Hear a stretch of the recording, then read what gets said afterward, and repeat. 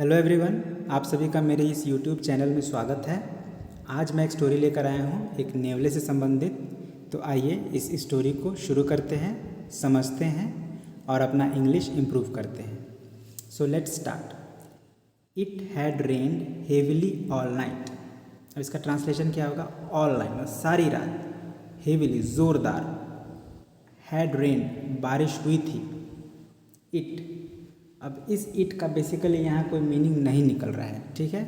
तो बेसिकली ये जो इट है, जब किसी सेंटेंस का स्टार्टिंग में शुरू हो रहा हो और सब कोई मीनिंग नहीं निकल रहा हो, तो उस कंडीशन में वो बेसिकली इंट्रोडक्टरी इट कहलाता है। क्या कहलाता है? इंट्रोडक्टरी।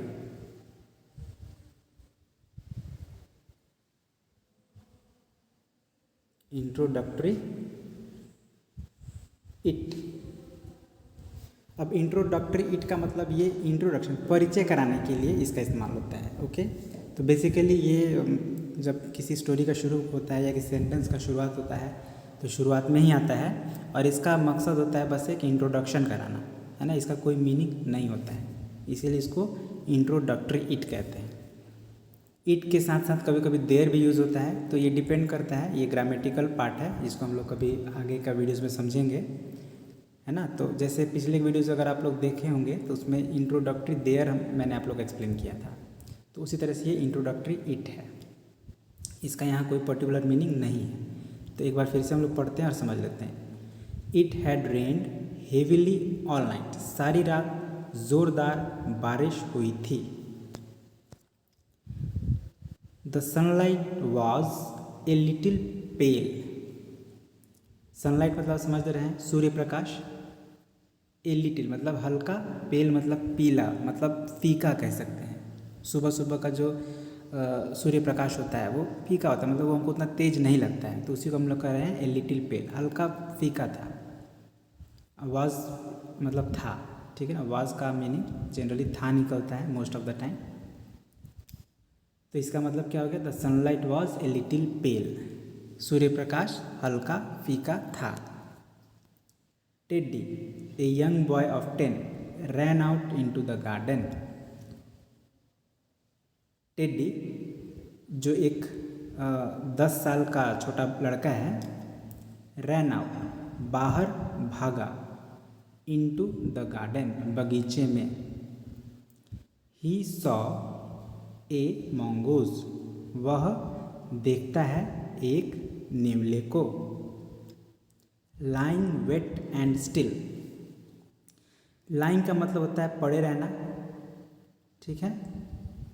पड़ा हुआ मतलब पड़ा हुआ मंगूस देखता है, जो कैसा था? वेट था मतलब गीला था, एंड स्टिल और स्टिल था। स्टिल का मतलब एकदम शांत, हिल डुल नहीं रहा था, ठीक है ना।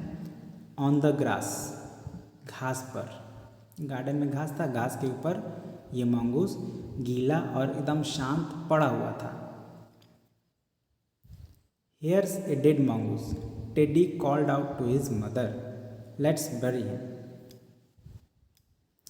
Here's a dead mongoose. Here's समझ लीजिए यहाँ पे HERE', इसको हम लोग पढ़ते हैं here is, here is, है ना। here is को शॉर्ट में here is, इसको हम लोग शॉर्ट में क्या लिखेंगे? here लिखकर ऊपर एपोस्ट्रॉफी और एस लगा देंगे, ठीक है। तो हेयर्स ए डेड मैंगोस, यहाँ पर एक डेड मतलब मरा हुआ नेवला है। Teddy called out to his mother, Teddy आवाज़ लगाकर अपनी माँ को बुलाता है। लेट्स बरी हिम, लेट्स का मतलब जैसे हम लोग कहते हैं ना, चलो चलें, चलो खाना खा लें, चलो ये कर दें, चलो वो कर दें, तो वहाँ हम लोग लेट्स यूज़ होता है इंग्लिश में। तो लेट्स बरी हिम, चलो इसको बरी कर देते हैं, मतलब गाड़ देते हैं ज़मीन में, है ना। मरे हुए जानवरों को ज़मीन में लोग गाड़ देता है, नहीं तो वो फिर दुर्गंध देने लगता है ना। तो ये टेडी अपनी माँ से कहता है चलो इसको गाड़ देते हैं। आगे, no said Teddy's mother, Teddy's mother, Teddy की माँ ने कहा नो, नहीं, है ना। यहाँ पे समझिए टेडी और फिर ये एपोस्ट्रॉफी एस लगता है, मतलब किसी का भी नाम हो और ऊपर ये एपोस्ट्रोफी लगाकर एस लगाते तो इसका मतलब हो जाता है उसका, मतलब टेडी का, टेडी की, जो भी हो। तो टेडी की माँ कहती है नो, नहीं। और क्या कहती है? His heart is beating. अच्छा, यहाँ भी एक एपोस्ट्रोफी है, दिखाई नहीं दे रहा है लेकिन यहाँ पे है। His heart is beating faintly, perhaps he will live, let's take him inside the dry room. इसकी माँ यहाँ से लेकर यहाँ तक एक स्टेटमेंट देती है, मतलब एक बात कहती है। क्या कहती है? हिज हार्ट इज़ बीटिंग, इसका हृदय धड़क रहा है। फेंटली मतलब बहुत धीरे धीरे, है ना, मतलब मरियल सा हम लोग कहते हैं ना, उस तरह से। फेंटली एकदम धीरे धीरे धड़क रहा है। Perhaps he will lives, perhaps का मतलब होता है शायद, शायद यह जीवित हो जाएगा, मतलब अभी मरा, अभी जिंदा है तो ये मतलब एकदम मरने के कगार पर है, तो उनका कहना था कि शायद ये जिंदा हो जाएगा, मरेगा नहीं। Let's take him inside and dry him. अब फिर बोलती चलो इसको अंदर ले चलते हैं, एंड और ड्राई मतलब सुखाते हैं। Let's take him inside and dry him, इसको अंदर ले चलते हैं और इसको सुखाते हैं। Teddy's father wrapped him up in an old woollen muffler and placed him near the fire. Teddy के पिताजी रैप्ड हिम अप मतलब उसको लपेट लेते हैं। इन एन ओल्ड वुलन मफलर, किस चीज़ में लपेटते हैं? एक पुराने ऊनी मफलर में। मफलर समझते हैं आप लोग, जो गले में बांधते हैं हम लोग ठंडी के मौसम में, मफलर। उसी मफलर, जो ऊनी मफलर था, उसी में उसके टेडी के पिताजी उस नेवले को लपेट लेते हैं। And placed him near the fire, and placed him का मतलब उसको रख देते हैं, उसको रख देते कहाँ? नियर द फायर, आग के नज़दीक।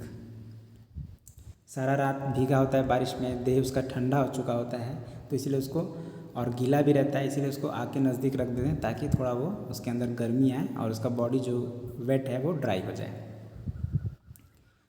द मंगूस स्नीज्ड, उसके थोड़ी देर बाद मतलब जब आग के पास रखे होंगे तो थोड़ा बहुत जब उसको बेटर फील हुआ तो वो मंगूस जो है वो नेवला स्नीज करता है, मतलब छींकता है। स्नीज मतलब होता है छींकना। Teddy and his parents were delighted. अब टेडी और उसके पेरेंट्स मतलब माता पिता वेयर डिलाइटेड खुश थे, है ना। वेयर मतलब ये पास्ट में ही चला गया, तो खुश थे या खुश हुए, उसके उनको लगा कि ये जी गया तो वो खुश हो गए। They gave him some meat and then took him outside. They का मतलब टेडी एंड हिज पेरेंट्स, है ना, ये प्रोनाउन है। आप लोग को कभी समय मिला तो नेक्स्ट वीडियो में एक्सप्लेन करेंगे, अभी फ़िलहाल हम लोग मीनिंग समझते हैं। वे गेव हिम, उसको दिए, क्या दिए?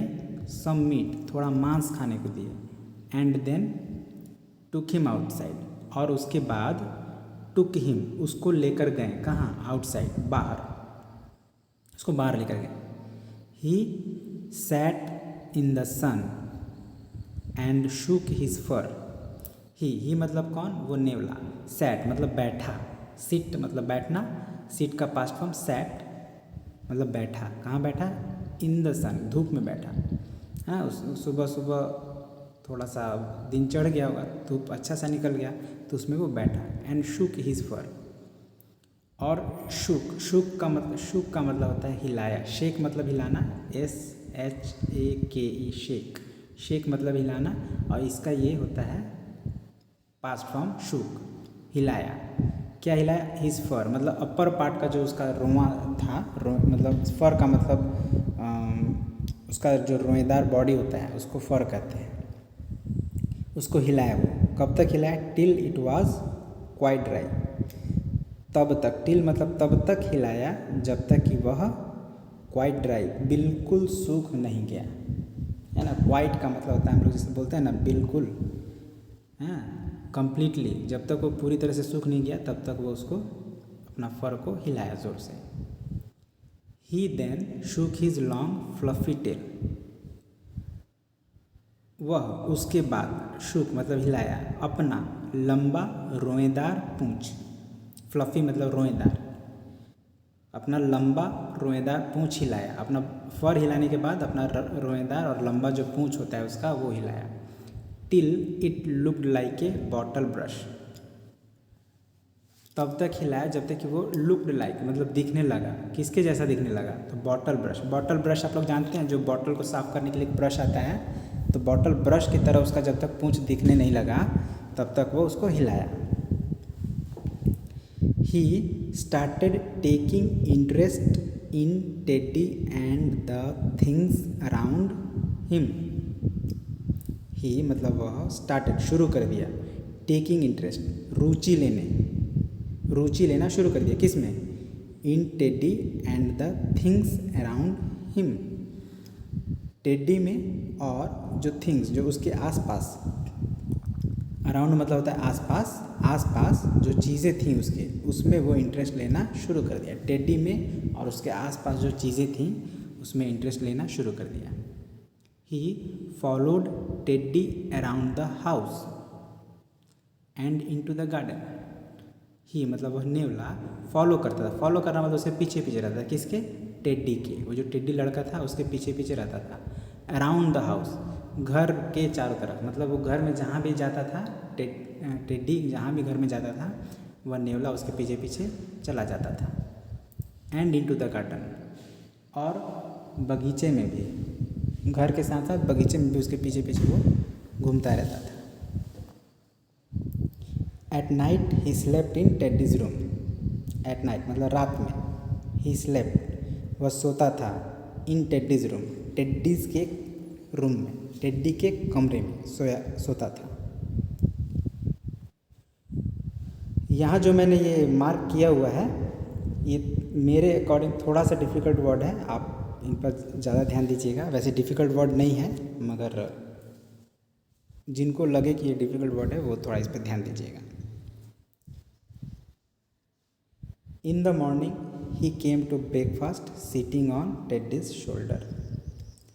अब सुबह हुआ, इन द मॉर्निंग सुबह में, ही केम वह आया, टू ब्रेकफास्ट नाश्ता करने के लिए। कैसे आया भाई, तो sitting on Teddy's shoulder, teddy के कंधे पर बैठे हुए आया, है ना। शोल्डर मतलब कंधा होता है, शोल्डर मीन्स कंधा, ये वाला हिस्सा। Teddy gave him a banana and A boiled egg. Teddy जो था दिया, क्या दिया, एक बनाना दिया, किसको, तो उसको मतलब नेवले को। एंड ए बॉइल्ड एग, और एक उबला हुआ अंडा। The mongoose enjoyed his breakfast. ये जो मंगूस था, द मंगूस मतलब जो मंगूस उनके साथ रह रहा था, एंजॉयड हिज ब्रेकफास्ट अपने नाश्ते का आनंद लिया। एंजॉयड मीन्स आनंद लिया। Soon Teddy and the little mongoose became very good friends. अब ये इस तरह से लोग चल रहा था, तो जल्दी ही, सुन मतलब जल्दी ही, Teddy and the little mongoose, Teddy और लिटिल मंगूस मतलब वो छोटा नेवला, बिकेम वेरी गुड फ्रेंड्स, बन गए, बिकेम मीन्स बन गए, क्या बन गए, बहुत अच्छे दोस्त बन गए जल्दी ही। The mongoose would run through the tall grass crying Rikki tikki tikki tikki. The mongoose would run through the tall grass crying Rikki tikki tikki tikki. ये जो नेवला था, run through the tall grass मतलब लंबे लंबे घासों से होकर दौड़ता था, क्राइंग रिक्की टिक्की टिक्की टिक्की, और जब दौड़ता था तो वो चिल्लाता था, मतलब उसके मुंह से जो आवाज़ निकलता था, नेवले के मुंह से, वो इस तरह का कुछ निकलता था, रिक्की टिक्की टिक्की टिक्की। नेवला जो बोलते हैं तो इसी तरह से बोलते हैं, उनकी आवाज़ इसी तरह का निकलता है, या जैसा भी निकलता हो, लेकिन टेडी को ऐसा ही लगता था कि जैसे वो रिक्की टिक्की टिक्की टिक्की बोल रहे हैं, ठीक है। तो ये टेडी यूज टू लाफ, और जब ये नेवला ऐसे रिक्की टिक्की टिक्की टिक्की बोलता था तो टेडी जो है वो हंसा करता है ना, ये सुनकर, उसका आवाज़ सुनकर, यूज टू लाफ हंसा करता था। एट हिम मतलब उस नेवले पर वो हंसता था। And started calling him Rikki Tikki Tavi, और शुरू करता है उसको बुलाना रिक्की टिक्की टावी। है ना, रिक्की टिक्की टिक्की वो बोलता है, तो इसी बेस पे ये जो टेड्डी है उसका नाम रख देता है, यानी उसको बुलाने लगता है रिक्की टिक्की टावी। मतलब यानी ये कह सकते हैं कि नेवले का नाम पड़ गया अब रिक्की टिक्की टावी। अब आगे हम लोग देखते हैं वन मॉर्निंग, एक सुबह रिक्की टिक्की मीन्स वो मंगूस। अभी तक हम लोग मंगूस कर रहे थे, अब रिक्की टिक्की उसका नाम रख दिया है टेड्डी ने। तो रिक्की टिक्की मतलब वो नेवला वाज वॉन्डरिंग, इधर उधर घूम रहा था, अबाउट इन द गार्डन, बगीचे में। वॉन्डरिंग अबाउट मतलब बगीचे में इधर उधर घूम रहा था। देयर ही सॉ नाग, वहाँ वह नाग देखता है। अब देखिए यहाँ पे देयर का मतलब होगा वहाँ, ठीक है ना। इंट्रोडक्टरी देयर भी होता है जिसका कोई मीनिंग नहीं होता है, लेकिन यहाँ पे देयर का मतलब है वहाँ, तो ध्यान रखिएगा। तो वहाँ वह देखता है नाग को, the big cobra and his wife, नागिन। और किसको देखता है? उसकी पत्नी नागिन को, है ना। नाग मीन्स द बिग कोबरा, बड़ा सा एक कोबरा नाग देखता है, और उसकी पत्नी नागिन को देखता है। Cobras and mongooses are old enemies, मतलब कोबरा सांप जो होते हैं और ये मंगूज नेवले जो होते हैं आर ओल्ड एनिमीज, पुराने दुश्मन हैं एक दूसरे के। मतलब शुरू से ही ये एक दूसरे को देखते हैं तो एक दूसरे पर आक्रमण कर देते हैं। Although Rikki Tikki was young, he knew that the main purpose of a mongoose life is to fight and kill snakes. अब कह रहा है although means यद्यपि, मतलब के बावजूद। रिक्की टिक्की was young, है ना। यद्यपि रिक्की टिक्की यंग था, मतलब काफ़ी अभी छोटा था। he knew वह जानता था, क्या जानता था? that कि the main purpose of a mongoose life, main purpose मतलब मुख्य उद्देश्य ऑफ ए मंगूज, नेवले के जीवन, मंगूज लाइफ, नेवले के जीवन का, एक नेवले के जीवन का मुख्य उद्देश्य वह जानता था, है ना। अब वो मुख्य उद्देश्य क्या है? Is to fight and kill snakes, लड़ना और सांप को किल कर देना, मतलब मार देना, ठीक है ना। कह रहा है कि although Rikki Tikki was young, यद्यपि रिक्की टिक्की छोटा था, ही न्यू वह जानता था कि एक मंगूज के जीवन का मुख्य पर्पस है लड़ना और सांप को मार देना। Nag also knew that a mongoose is in the garden meant death for him and his family. Nag also knew, Nag भी जानता था, ऑल्सो मीन्स भी जानता था, क्या जानता था? दैट ए मंगूज की एक नेवला, इन द गार्डन बगीचे में, मतलब बगीचे में एक नेवला, मींट का मतलब होता है, मींट मीन्स मतलब death, for him, him means Nag का मौत, एंड हिज फैमिली और उसके परिवार। नाग को भी ये बात समझ में आ रहा था कि बागान में या उस बगीचे में मंगूस का होने का मतलब है कि उस नाग का और उसके परिवार का डेथ, मौत। He was a full grown snake, अभी जो नाग था ये फुल ग्रोन था, मतलब पूरा, मतलब बड़ा था जितना होना चाहिए। एंड मेजर्ड 5 फीट, और वो 5 फीट लंबा था, मतलब उसको मापता तो 5 फीट का वो लंबाई होता उसका। कहाँ से कहाँ तक? From the tip of his tongue, मतलब उसके जीभ का छोर, to the end of his tail, से लेकर उसके पूंछ के अंत तक। मतलब जीभ का उसका अगर उसका जीभ अगर निकाला जाए तो उसका जो छोर है वहाँ से लेकर इसके पूंछ के अंत तक का मापा जाए तो वो कितना था? 5 फीट था। Rikki Tikki was still a baby, Rikki Tikki जो था मतलब वो नेवला, स्टिल ए बेबी, अभी भी एक बच्चा ही था। देखिए यहाँ पे स्टिल का मतलब है अभी भी, ठीक है ना। मतलब जब हम लोग बात कर रहे हैं उस समय भी अभी भी एक बच्चा था, स्टिल ए बेबी। स्टिल का हम लोग 2 मतलब समझे ना, एक तो स्टिल का मतलब ये होता है शांत, और एक दूसरा मतलब होता है अभी भी, ठीक है। दोनों बात का ध्यान रखिएगा, कंफ्यूज मत होइएगा। Rikki Tikki was still a baby, Rikki Tikki अभी भी एक बच्चा था। ही टोल्ड हिमसेल्फ, वह खुद से कहता है, मतलब रिक्की टिक्की अपना खुद से सोचता है मन में, I won't fight Nag. I won't, won't देखिए क्या लिखा है, वोंट ना, वोंट का कैसे, WONT, इसको हम लोग क्या पढ़ेंगे, विल नॉट। विल नॉट को शॉर्ट में ऐसे लिखा जाता है, WON'T।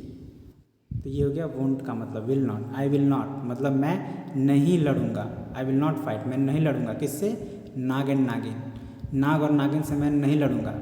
When they are together, जब वे दोनों एक साथ हों, मतलब नाग और नागिन जब साथ होंगे तो मैं उन लोगों से नहीं लड़ूंगा। ये वो जो रिक्की टिक्की है नेवला, वो ऐसा सोचता है। सो ही जम्प्ड अप, सो मतलब इसलिए वह जम्प्ड अप मतलब कूद कर, jumped up high in the air, हवा में ऊंचा कूदा, एंड रैन अवे और भाग गया। इसलिए वह jumped up high in the air, हवा में ऊंचा कूदा, एंड रैन अवे और भाग गया, क्योंकि वो जानता था कि नाग और नागिन अगर एक साथ होंगे तो वो उनसे लड़ नहीं पाएगा, क्योंकि वो दोनों फुल्ली ग्रोन थे, मतलब पूरे बड़े सांप थे और ये अभी बच्चा था। ठीक है, तो इसको ये बात समझ में आ गया कि वो उनसे नहीं लड़ सकता, तो इसलिए वहाँ से भाग गया। अब भागने के बाद वो क्या करता है, उन नाग नागिन से क्या उनके, वो जिस परिवार में रह रहा है उन लोग कोई खतरा है कि नहीं है, और अगर खतरा है तो क्या ये मंगूस बचा पाता है कि नहीं बचा पाता है, ये जानने के लिए हम लोग को इसका नेक्स्ट पार्ट देखना पड़ेगा, जिसका लिंक मैंने डिस्क्रिप्शन में दे दिया है। ओके, फुल स्टोरी एक वीडियो में बनाने पर वीडियो बहुत लंबा हो जाता है, इसीलिए मैंने इसको 2 पार्ट में बनाया है। तो सेकंड पार्ट आप लिंक डिस्क्रिप्शन में लिंक है, आप वहाँ से देख लें। ओके, और अपनी स्टोरी को कंप्लीट कर लें। ओके, और अगर ये वीडियो अच्छा लगा है आप लोग को, अगर आप लोग को लग रहा है कि हाँ इससे कुछ फ़ायदा हो रहा है, तो अगर आपका इंग्लिश लर्निंग एबिलिटी और उसको समझने का एबिलिटी इम्प्रूव हो रहा है या लग रहा है कि इम्प्रूव हो सकता है, तो वीडियो को लाइक एंड शेयर कीजिए, और इसी तरह के और वीडियोस देखने के लिए चैनल को सब्सक्राइब कर लीजिए। ओके, तो मिलते हैं अगले वीडियो में इस कहानी के बचे हुए भाग के साथ। तब तक के लिए बहुत बहुत धन्यवाद।